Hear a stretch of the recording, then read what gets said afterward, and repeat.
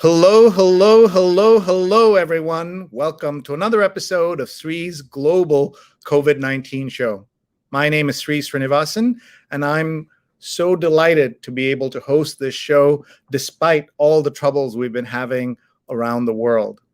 Today, we have a special episode, number 282, and we're going to talk about where we go as a planet. What have we learned this past year? And what can we do for all of us to have a better outcome in the months and years ahead?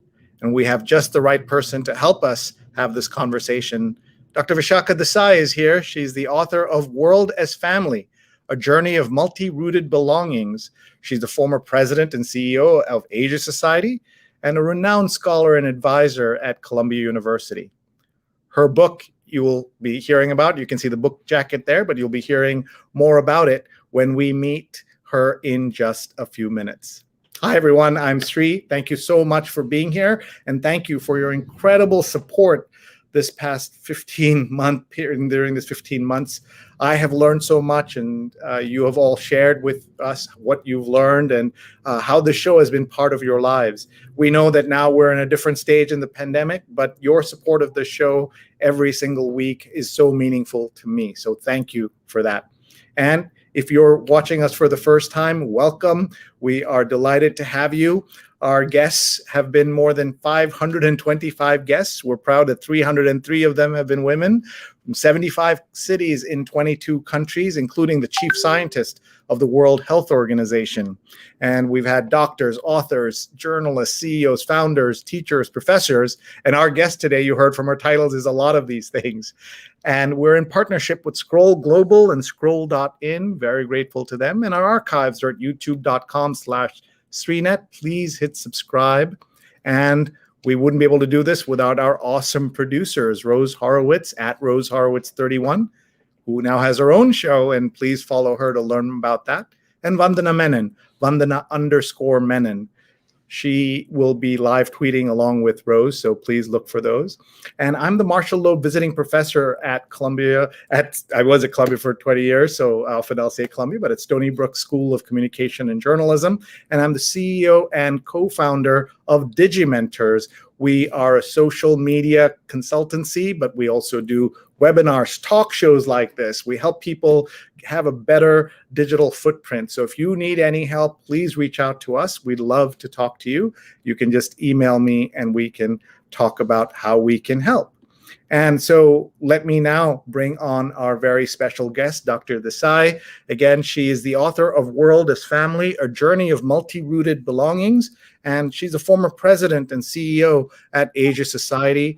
And she is a very senior scholar and advisor at Columbia University. So with that, please welcome Vishakha.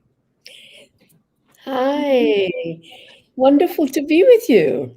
Well, we're so honored to have you here, Vishakha. We have been friends for 20 years. We've been on stage together countless times. We've been in even more number of meetings, both fun and not so fun meetings, as meetings can be.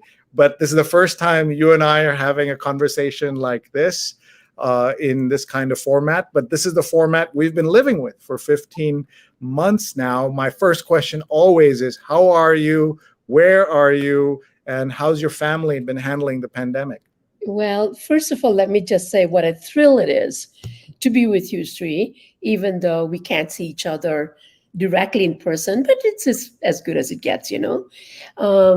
For the last 15 months, I have to say, the crazy thing is that I had about 8 trips between last March and December that I canceled. And that made me think about, do you really need all those trips? At the same time, I am actually quite well, partly because during this time, the book came out just, in fact, a few months ago. And I had a chance to really change some of the things in the book because of COVID. So in a way, not that I wish COVID on anybody, but I am grateful that I had the time to sharpen my thoughts about where do we go from here in the universe, in the world, but also in a very personal way, where does each one of us actually think about leading our life that is responsible in a much more global way than we've ever thought before. So I am grateful for actually having that time to reflect. And of course, knowing you, I'm sure in addition to this book you've written, you must have done so many talks and presentations and convening that you were so good at in that, that beautiful sandstone building on Park Avenue, but now doing it through these electronic means. So reflect a little bit on where we go in terms of communication and connections. Right. Well, the funny thing is, as I said, that I canceled 8 trips. Out of 8, 7 were international. Some of them to India, to Africa, to Paris, you name it. And then I really actually have been thinking about where do we go from here? Partly because I think we have to recognize that what COVID has done, what this pandemic has done, is both exposed the issues that we sometimes want to avoid. They have just put them in stark relief. And one of those issues that I talk about in the book, World as Family, is that we are not able to think of ourselves in relation to the whole universe, even though 99.9% of our DNA is the same. We seem to fight over that 0.1% that is different. And at the same time, culturally, we seem to be more and more into tiny little groups and more into divisive tendency, us against them. They're not the same as us. Social justice movement that is coming up in America, very big, that really makes us think about how do we do this? And for me, what I really thought about is that one of our problems is that we want to put people into little boxes, whatever that box may be. And that box makes the other person be the other, whichever that other may be. Not me, not like me, and therefore not good enough, or I don't have to deal with them. We forget in that process that we are really part of this universe. And the universe, I mean, not just humanity, but also the universe of the natural world. And look at where we are with not just COVID, but the climate crisis. And the world as family, this wonderful ancient phrase that actually is a Vedic phrase. And we all kind of learned about that, right? Vasudeva Kutumbakam, we say these names and it's and I actually had almost given up on that phrase as a title because I thought it's too kumbaya-ish, it's like too idealistic. And then COVID happens. And I said, it's really time to double down on this phrase because the brilliance of the phrase is something we have not been able to do before. And that is, how do we think of ourselves in relation to the universe? Family is a perfect unit. All of us know that at least in a functional family, I mean, I have to qualify that, you understand and learn what it's like to be an individual in relation to the unit. Sometimes you have to recognize that not everything you want is possible. I grew up in a family of 7 kids, so I knew, and I'm a third from the top, right? So I knew that you have Wait, to. so you were in the middle. I'm right in the middle. And so you have to learn to say how to be in the middle, but also to be myself. So that idea of independence in relation to interdependence, you learn in a family, at least at the beginning. What if we applied that concept to the whole universe to say, how can I be an individual in relation to the collective? And that collective is 7.7 billion people of humanity. And that collective is also the natural world around us. The Vedic wise, I had to say that, but men did know that's why they use this phrase. And the full phrase is really quite beautiful, which is to say, only those of a limited mind think of their immediate family as their own. Those who are wise or magnanimous understand that only the whole world is your family. Think about that. Beautiful. We're This, going to go somewhere, that's where we need to go. sure. Sure. I know you have a copy of the book right there. So tell us some of the themes that you tackle. There it is, World is Family. Tell us about some of the themes you tackle and why people should pick up this book, available everywhere. Well, the first thing I should say is that I decided to write this book, which is a very personal book, unlike exhibition catalogs I've done or the academic work I've done. Partly because I was very concerned, being at Columbia, that the word global was getting too abstracted. It was getting to be kind of as if it's rootless. And what people have as an idea is the Davos man, or even a Davos woman going around from one place to another, having no roots. It's kind of very generalized, very privileged. And I kept saying, why am I so passionate about this thing called global? What is this? And I teach, in a committee on global thought. I run the program for graduate students. And these young students who come from all over the world, they would actually ask questions like, I'm committed and interested in critically thinking about the world, but is it possible to be locally rooted and globally conscious? Is that actually doable? And that made me think, how have I lived that life? So, partly this book is really my way of saying, this is my journey. And that's why the multi rooted belonging part is a very important part of that title. And that is that actually, the more people find themselves in places that are not what they thought were their own, the more people imagine to be in a place that somebody else is in, to put themselves in another person's shoe, actually, that's the beginning of opening and creating an expansive sense of belonging in the world. So, all of us who are immigrants, or all of us who like to read books about other parts of the world, or see films from other parts of the world, all of that actually allows us to be more empathic about people who are different from us.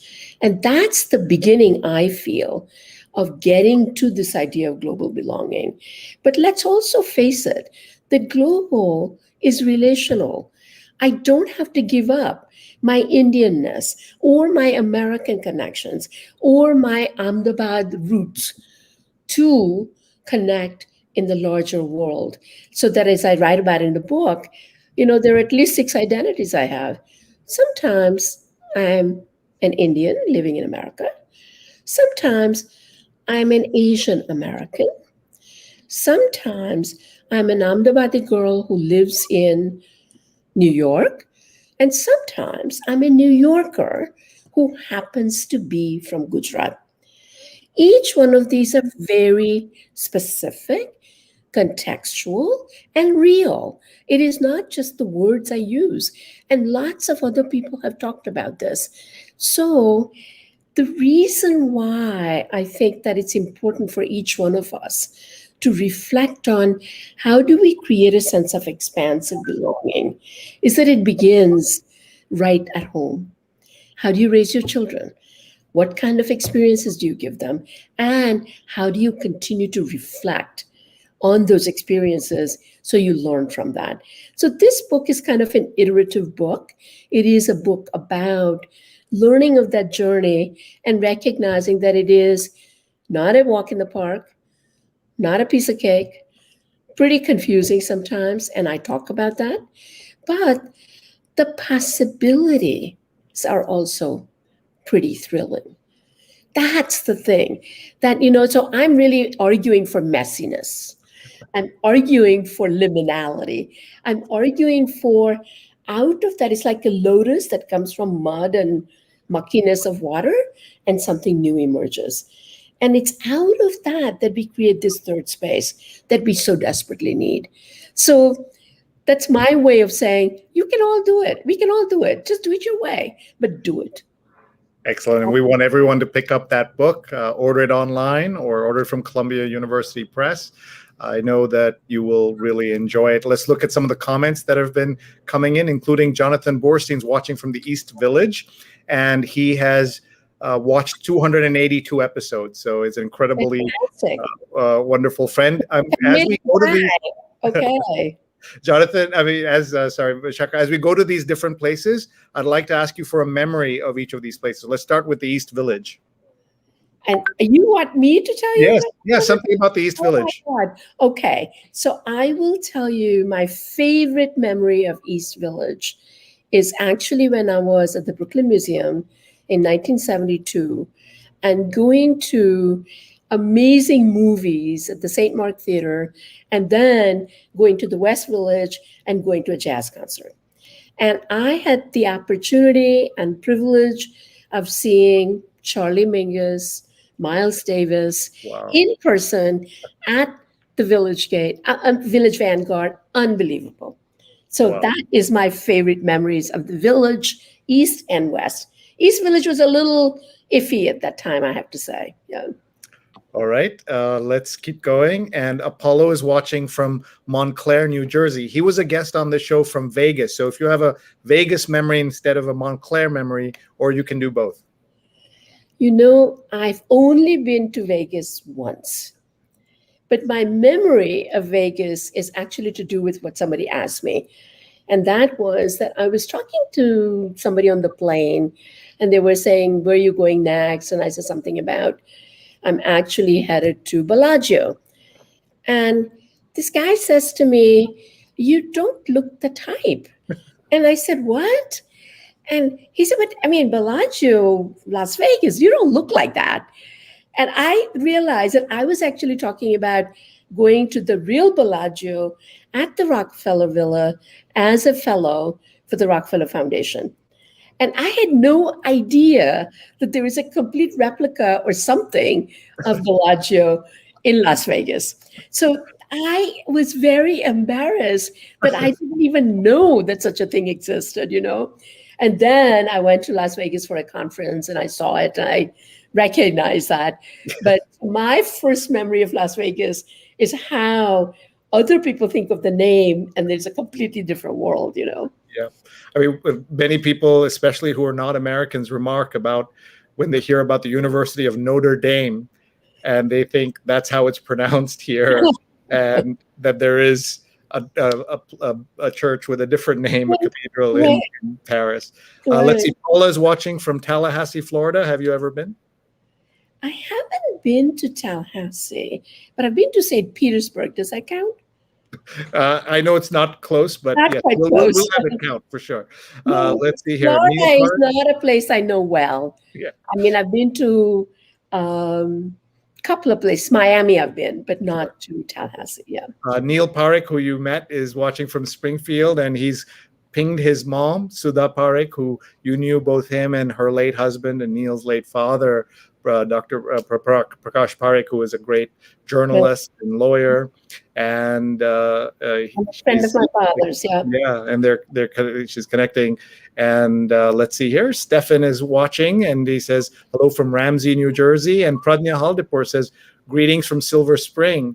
And great. Hi, Pradnya. Yes, you know her, and from, of course, the Asia Society Mafia. Your former colleagues are everywhere. Amazing. Well, I have to tell you, Sree, that one of the things I think a lot about is when I was appointed as the president of Asia Society. I don't know if you remember, but you said to me, I never thought that if there was going to be an Asian American president or an Asian president, there'll be somebody from India. That you thought absolutely it would be Chinese by a long shot. Yeah. And that you were shocked. And indeed, there were a whole lot of other people who were shocked too, but there you are.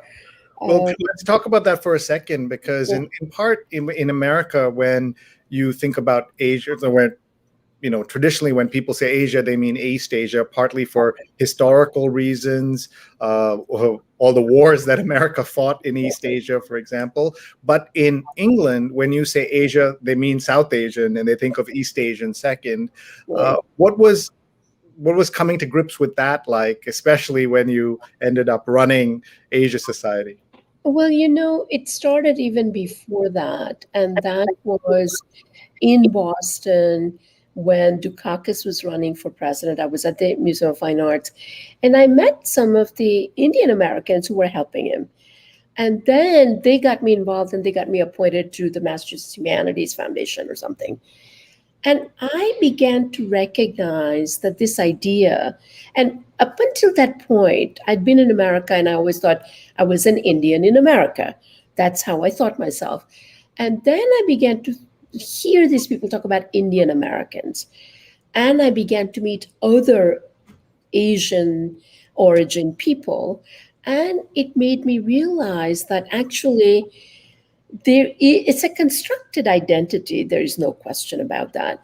So initially it was East Asian, and then it was the Census Bureau that connected us all.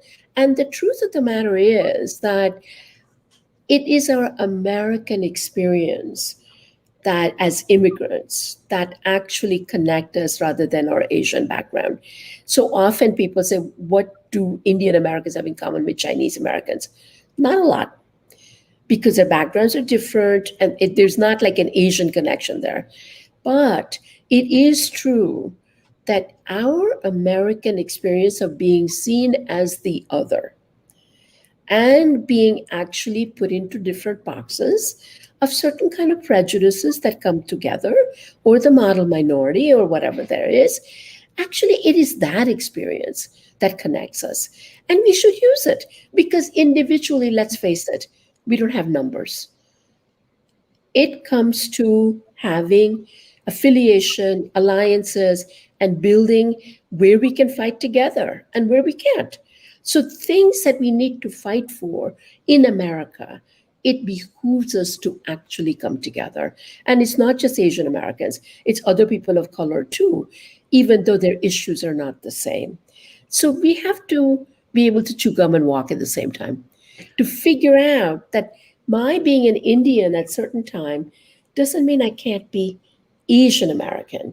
And at the Asia Society, I really made a big point of that, because it had to do with the fact that collectively, we needed to think of this immigrant experience, even though lots of people wanted to peg me only as an Indian, including a Chinese ambassador, which I talk about in the book, where just after I was appointed, I hadn't even taken the reins yet, and I went to China. The first place I went was to China. Why? Because I knew they would have an issue. So I'm taken to lunch. Former ambassador, speaks English beautifully, was in France, was in Vienna, all kinds of places. And after all the formalities are done, and the guy says to me, who are you? And he says, when I close my eyes, I only see an Indian girl, Indian woman. But when I hear you, you sound American. Mm-hmm. And I don't get it. So I finally thought, okay, I think we're going to go with the metaphor, because Chinese like metaphors. And on the spur of the moment, I just sort of said, if I were a tree, my roots would be Indian, my branches would be American. But if I were a fruit-bearing tree, my fruit could belong anywhere. But only in America is that possible. And my husband, who was also a former president, and he was teaching at Beida at the time, he's on the other side, and he's like, his eyes have opened up. First, because we were shocked. Nobody in China would ask such a question. Yes, it was a direct question. Yeah. I mean, this is incredible. And to this day, I think that was a pretty damn good answer, Especially spur of the moment. I also want to connect this to the idea of South Asia also. I like to say that there are no South Asians in South Asia. Right. You become South Asian when you come here, because as you know, you could grow up and have a full, say, middle class life in India never meet a Pakistani or Exactly. Bangladeshi or Sri Lankan, etc. But when you come here, there's power in all of us banding together, as we have with Exactly. Asian Americans, as we have with Hispanic and Black Americans. Exactly. And we could actually make some collective understanding of each other that otherwise is not possible.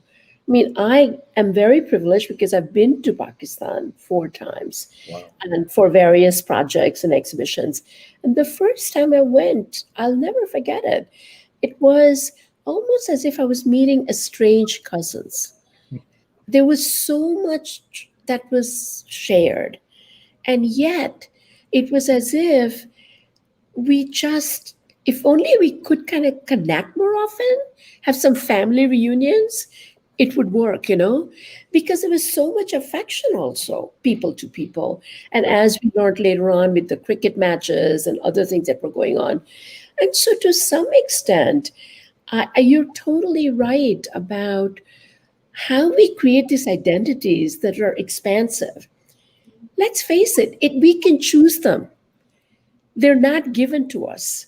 And that notion of identity as kind of fixed and only one thing is in itself a misnomer, because we always grow, we evolve, we learn things, and therefore we accept new things.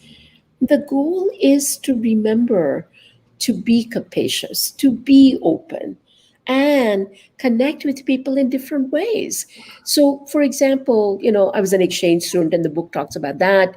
This was more than, oh my God, 50, no, more than 50 years ago, almost 60 years ago. It's scary. It's scary, I have to tell you. 55 years ago, that's it. Um, and when I meet other exchange students, AFSers, like meeting Christine Lagarde, she was an AFSer. And the first thing when I tell her that I'm the chair of the board, and she says, "Oh my God, it changed my life. I'm in Ghana, the richest man in Ghana." And I asked him because I knew he was an AFSer and he had been to Minnesota. And he starts talking about it, and he's tears in his eyes. And that's kind of another family. So I think we create connections and communities in many different ways through shared experiences. Our problem is that we focus too much on divisiveness, not enough on connectingness. If you notice this picture, this is a picture of cells, Mm. human cells, tiny cells, that my husband, who's a China scholar, has become a painter, and he was totally obsessed with cells series. And he did this, and I thought it's a perfect image for this book, because these are tiny cells that we all have in our body. And yet, if you look at it, it also looks like a sun, a sunflower. It expands all over the world, and it has a sense of centrality. And I said, this is it. This is the book. And so I was very happy to have the art right in my own home. So, and I didn't have to pay him anything on top of that, right? That's great. I hope he's happy with the credit he got. He did. He is. He was thrilled to have a cover. Excellent. Let's look at some of these other comments. But let me just remind everyone, we're talking to Vishakha Desai, and we're talking about her book. We're talking about her career. She's going to give us some tips about leading in a world of change, the way we're all living now. She has tremendous experience leading organizations and helping folks and mentoring so many people that she's mentored all over the world. Let's look at some of the comments coming in. Subbalakshmi says, "This is such a beautiful talk. How lovely it is for me to begin my day listening to this." And she's watching from Bangalore. So welcome. And a Bangalore memory from Vishakha, please. Oh, my first Bangalore visit was on the school trip when I was in 8th standard in Ahmedabad.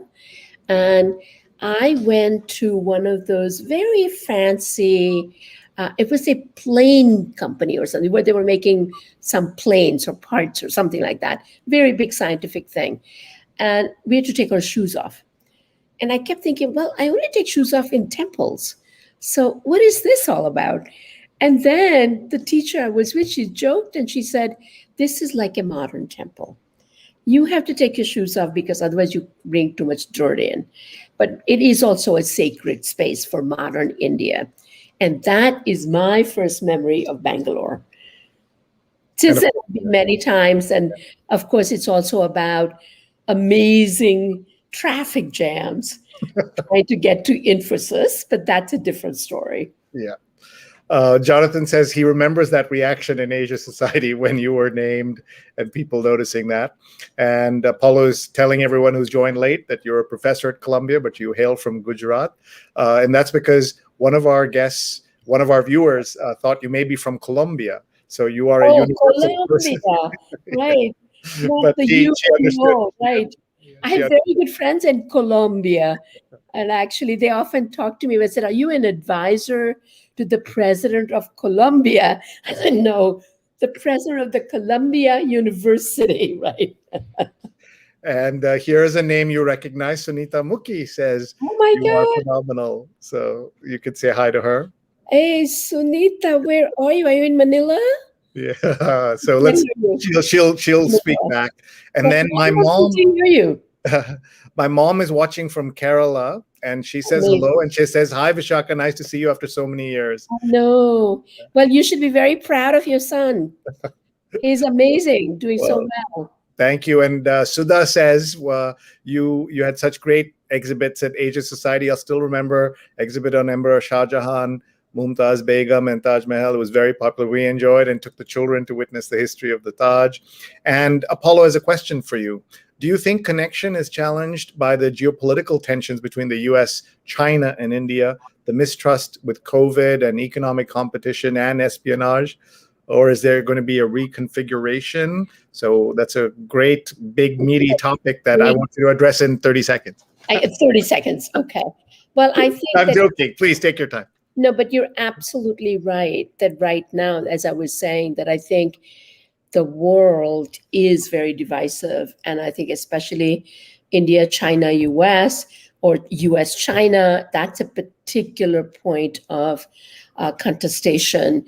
And I think something that's very worrisome for many people, because it's also caught up with the rise of a country that has actually not been seen as a global leader for last 300 years. And they know that too.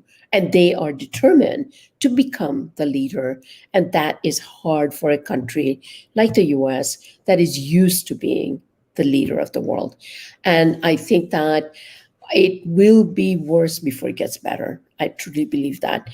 In that context, I think India's place is very important because to some extent, India and the US shared at least some values of democracy and the governance systems and things of that sort.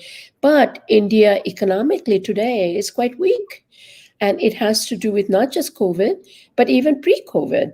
Our economic growth is going to come in the way. And I've noticed sometimes I say we, I mean India, sometimes I say we, I mean America, and sometimes I say we, and I mean the world. So apologies for that. But I do think that along these tensions, why we need to constantly work on rising above them is because the tensions can lead to the kind of catastrophe that you don't want to see in the world. So, as a colleague of mine used to say, when there is so much heat, we better create some light. And that light can only come from deeper understanding and personal connections and understanding that the answer is not mutual destruction. So, let's just face it, those tough times. But if glass is half empty, are we going to try to work towards making the half full part a little fuller? That's the goal. Awesome. Here's Pradnya is tagging her friends, and I encourage all of you, tag a friend who would love this conversation, who's interested in the world, interested in Asia, and they can watch live or join us later, and they should get the book as well. And so she's tagged Michelle Caswell, Judy Kilachan, Karen Karp, we're all great Asia friends. Society family, of Yeah, course. exactly. You don't like Asia Society Mafia, I guess. Yeah, no, I think of Asia Society family. Okay, we'll go with family. I tell you why, because I think that actually we did create something like that. And I'm very proud of the kind of connections that people have made, that 10 years after they've left, they still connect with each other. That's wonderful. Pretty special. Nermeen and Anne are also being tagged here, and everybody please do that. And Asfika says, this is beautiful, ma'am. I'm glad YouTube notified me. I'm definitely going to read this book. So glad to hear that. And Rajan, who's watching, says, good evening from Long Island. And I'll have to catch the replay later on. Thank you all very much, and be safe, strong, and healthy, which is, of course, wonderful from him to say that. And I see Pradnya still tagging people. Savita, Gwen, Mena's Fancy. My goodness. It's just great that she's doing that. I should mention that in India, the book is published by Penguin Random House. Oh, good. So And is it out already? as well. Yeah. Is it out already? Yeah. Yeah. That's great. So talk to me a little bit about how you were able to, tell us about your journey a little bit. And I wanted to culminate in becoming leader of a kind of quintessential American institution. What was that journey like? And what are because I imagine there were many forks in the road, and, you could have gone in many different directions. So talk to me about that. Well, I think that in a way, I pay a lot of attention to how I grew up in India. And that was being born 2 years after independence in early independent India in a Gandhian family. Both my parents were big freedom fighters. My father was a leader of the youth movement, in and out of British jail, was kicked out of college for raising an Indian nationalist flag. My mother was a co-founder of one of the first women's institutions in India. So for me, part of, I think, my journey goes back to how we were raised. And that was that principle that Gandhiji had actually said that my father really practiced. And that is to say, what Gandhi said was that let our floor of the house be strong, but have the doors and windows open so the other winds and spirits can come through the house, but they will never shake us. And that idea, and going to a Gujarati medium school inspired by Gandhi, not an English medium school, and really learning about modern India by doing these trips starting from 4th grade on, all of that was really about opening your eyes and being open. And then at the age of 16, in 1966, to come to America as an exchange student and to live with an American family, when there were hardly any Indians, believe it or not. People didn't even know where India was most of the time. And they thought I was Spanish or Mexican or something like that. And that year, height of Vietnam War, really changed my life, because I recognized that Vietnam was often seen as war, not a place, not a country, not a culture. And I had to do some speech, and I did it. And then recognizing that if, God forbid, there was a war with India from the United States, people would say India war. They wouldn't know that it has 5,000-year-old civilization. They wouldn't know that it has this rich, rich culture, and that there are people and homes and rivers and mountains and whatnot. So I came back to India, committed that I was going to be a political science major, but with a culture as a secondary element. I was also trained as a classical Indian dancer. So the long story short, it was through dance that I get into the museum world. And at the Cleveland Museum, and working with African-American kids to actually get them excited about India. They didn't even know where India was. And 6 weeks later, they were roaming these galleries, and Shiva Nataraja was their friend. That kind of a spirit and the possibility of museums made me realize that actually what I'm really interested in is cross-cultural connections. And museums are a perfect place to make those connections happen. Hopefully, therefore, the war that one was talking about would not happen. And that got me into the museum field. Otherwise, I was going to really be a poli-sci person, IR, with cultural background. And that was kind of my thing, you know. I'd even heard of SEPA at the time. And I thought, okay, that's where I think I'm going to go. But I think this was actually a much better trajectory for me. And then professionally, what that meant was going through the art history program, getting a doctorate, and coming back. But then I always having this tug of war inside me sometimes that museums are more than art objects. Museums have to be seen as institutions where people of different backgrounds can actually connect, especially museums that are more so-called encyclopedic museums, which I now call the museums of partial histories because they're not really encyclopedic, but that is a whole other conversation. So in 1990, I was pretty sure after being in Boston that I was going to give up on the museum world because it was getting too corporatized and too much about money and too much about objects. And I was going to go and teach. And I got actually tenure at UMass. And I wanted to work with first generation of immigrant kids who were really going to college and getting them excited about this world, because art history was also a very precious little thing, you know?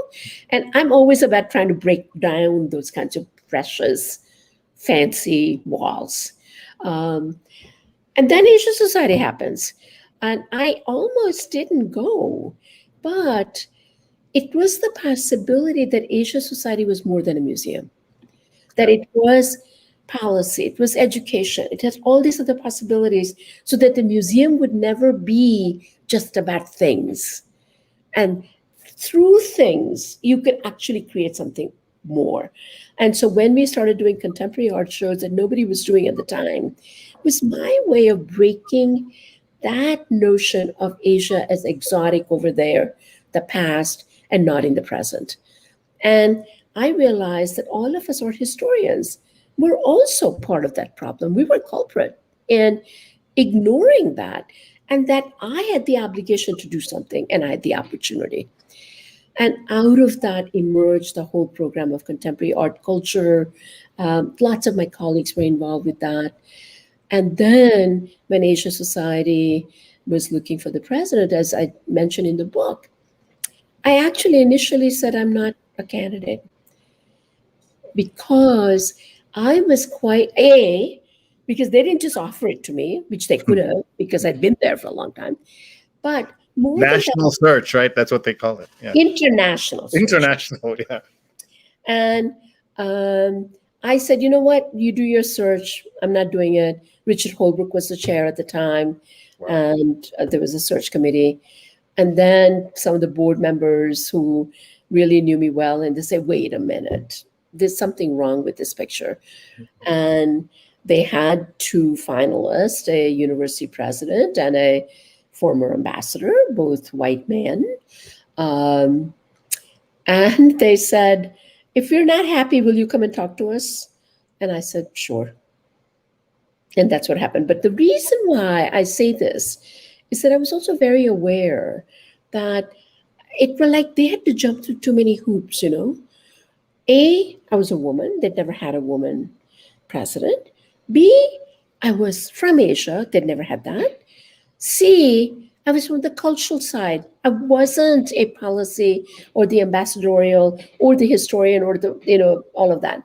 So I said, this is way too much for them to cover. There's no way. They can't do it. And so there you are. They proved me wrong. I proved them right, you know. But I think that what all of that says is that at that time, and that's not that long ago, mind you, there were no women of color or women generally of international organizations in America.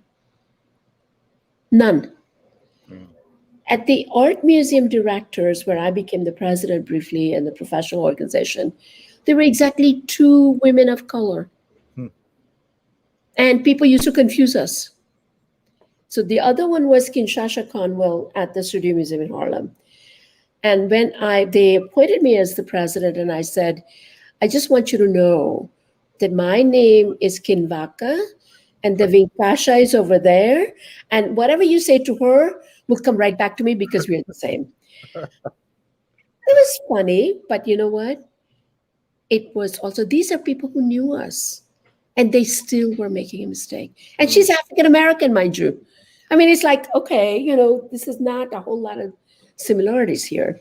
However, I think that this country, especially those of you who live here, we have a long way to go in recognizing leaders from non-Euro-American backgrounds as leaders. So if you look at Asian Americans in the university setting, there are plenty of professors, plenty of distinguished people. But university administration presidents, you can count on your finger. And that needs to change, and we have to work on it. So my goal is I work with lots of young people, especially women of color, because you don't want to be the only person. You want to have collectively many more people who can take this role. In a global setting, same. There's so few people in the global leadership position in global organizations that are actually women or women of color. So let's give some tips and encouragement to young women watching and women of all ages. What are some of the things you learned along the way and what you learned in managing such a big, complex organization? Right. I think that there are a couple of things. One is that, and my colleagues who work with me would recognize that at the Asia Society, I often used to say that we are like a family. And that is how to listen to people and give people the space to do the work they need to do, but also make sure that if there is a problem, that they come with a solution as well, not just with a problem.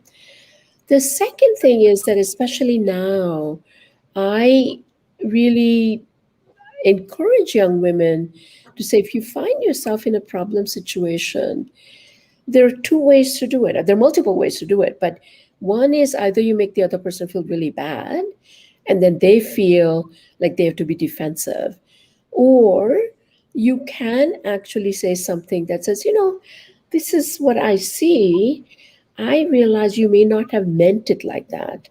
Or systemically, how might we change? So I'll give you an example. When I was made the president, I was appointed as the president of the Asia Society, and Richard Holbrooke actually announced and was quoted in a paper saying that, we want everybody to know that we did not hire Vishakha because she's a woman, because she's of Asian origin, and that we had these 2 other candidates, but that we hired her because she's the best candidate.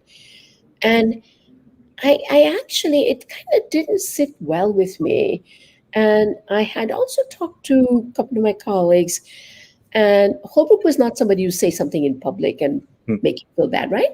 So he was a larger than life character for people. Larger than life, all of that.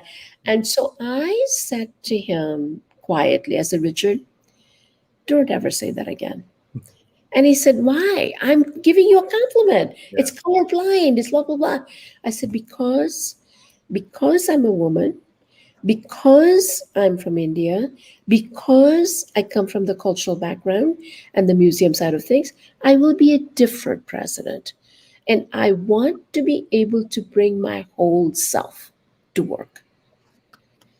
And I said, just don't say that. And he was like, he fumed and he said, but I gave you a compliment. I said, it doesn't matter. Just don't say it. Yeah.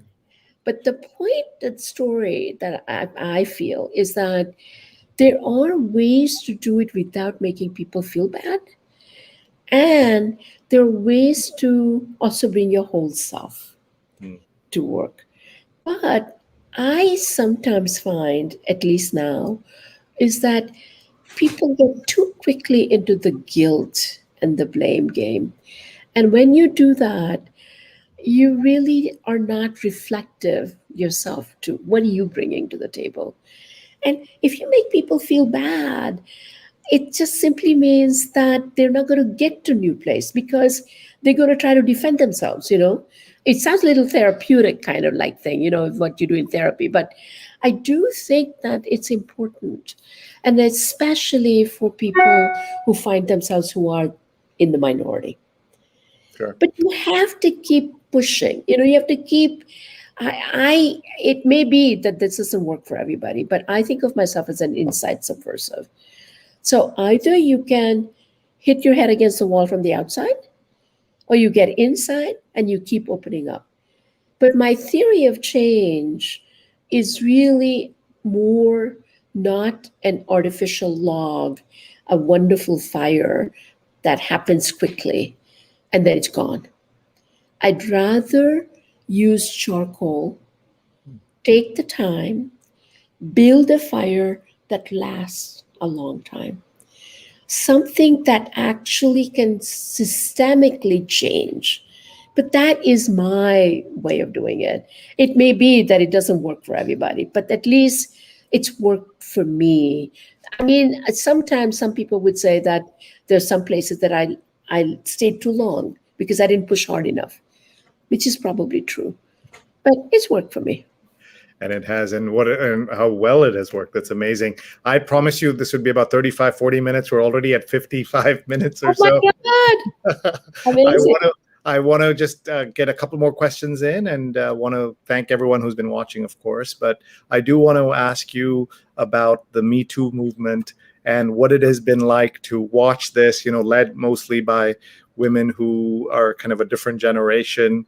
Without talking about necessarily your own experience, you've seen Right. it all around you. Obviously, the way we talk about Me Too being about the kind of terrible things that men do, but we also know that even when they think they're being nice, they can, be saying the wrong thing. So talk a little bit about that, please.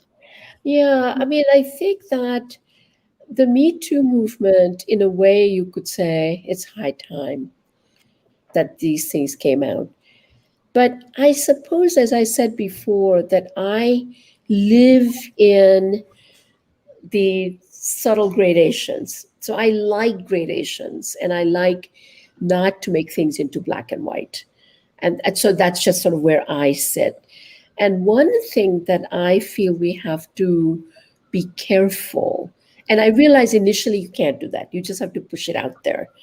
But what we do have to be careful is not to put everything in the same box. So Harvey Weinstein is one kind of an issue.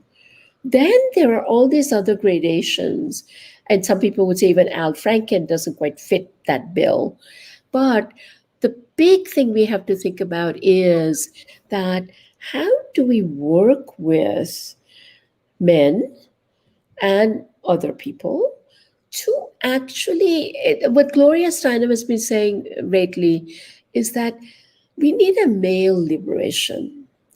And that is to get them to feel comfortable in other ways so that they don't have to be in these predatory positions all the time. And that's a whole different kind of education that we need to do for men. Um, at the same time, I mean, in my own life, I will say that there are a couple of times where I really, it was not that I was assaulted, but I was taken advantage of professionally, where I was doing two jobs with one salary. And I didn't have the wherewithal to figure out. It was the first time, and I was maybe 30 years old. At the first time, I said, I always thought that if you did good work, you'll get rewarded. What I didn't count on is you'll get rewarded with more work, but not more salary. And I didn't even know how to do that. And I hope that that kind of situation doesn't occur, that we have to create ways for young women to actually ask for what they deserve, which is a different thing from the Me Too thing. But it is something about worth, self worth, and sense of self that really has to be taken into account as you go forward. Thank you. Look what Chetna says. Brilliant insights. Jonathan says, brilliant show. Wonderful guest. Thank you. Apollo says, this is an awesome show and I've learned so very much. Thank you all. So that's just awesome. What I'm going to do is I'm going to make a couple of housekeeping notes. I'm going to come back to Vishakha and ask her a final thought. I know she's not a marketer, but I'm going to ask her to tell us why everyone should get the book and what they will learn one more time. So I'll give her a moment just to think about that. And thank you all for watching. I want to tell you about another show we have coming up on Sunday. Many of you know that we host our show called the New York Times Read Along. For 5.5 years, we read the Sunday newspaper out loud like crazy people, and we do it on all these channels: my Facebook, Twitter, YouTube, and LinkedIn. And we have an incredible guest for Olympic week, and that's Neil Umdor is with us. He's a former reporter and sports editor for the New York Times, an author, director, and producer. He'll tell us about the time he was in a hijacking of a plane. He had an incredible relationship with Arthur Ashe and other major sports figures, and so you'll hear all about that. If you could get up at Sunday morning at 8:30 a.m. Eastern time, or you can watch on the recording on any of our channels, and we'd love to have you join us. We do this every single Sunday morning, and Neil Parekh, who was commenting earlier, is our executive producer of that. And we will continue to be doing shows here on the COVID show, and next week we will have one of our monthly episodes within Diaspora, so please do tune in for that. So let me remind you that we're talking to Vishakha Desai, who I promised we'd let her go 15-20 minutes ago, but she's still sticking in here at 10 p.m. at night, and she's the author of World is Family, A Journey of Multi-Rooted Belongings, someone I've admired and known for 20 plus years. A great friend and collaborator at Asia Society, where we did many partnerships with the South Asian Journalists Association, with Columbia, where she is now a renowned scholar and advisor to President Bollinger. And that's what we should remind everyone, is Columbia University that we're talking about. And here she is. And I asked her to give us some final thoughts about the book and anything else she'd like to say. Well, let me say, you're right. I don't quite know why I think you should read this book, except for the fact that I think if you're interested in reflecting on your own life, and if you're interested in thinking about how do you build a sense of belonging, I think this book might be interesting for you. People tell me it's a good read, so I hope that's true. There are lots of fun stories, so that should be good. So it's both got stories and it's got reflections and it's got thoughts. So I hope that it's a good read for you. But I would say that what has been really special for me, Sree, is that the book has really become a catalyst for conversations of many different sorts. From IR world, international relations world, to culture world, to diaspora world. Different people see different things in it. And what has been fantastic for me is that it actually is a catalytic conversation that makes people think. And that seems pretty nice, you know? And I'm humbled. So It's great. Thank you for sharing your wisdom tonight, but thank you for your friendship of all these years, and for doing so much to bring the world together as a family and to encourage people to connect and share and learn together. Our guest has been Vishakha Desai. We're very grateful to her. And we want to thank everyone who's been watching, everyone who sent us these comments. So Subulakshmi is still watching in Bangalore very early in the morning. And she says, thank you to Sree and Vishakha for this wonderful talk. And Neil says, it's always great that we have a Neil as a guest at the New York Times Read Along, which he will get to do in just a couple of days. So with that, Vishakha, thank you very much. And we'll say, thank you, Sree. Wonderful.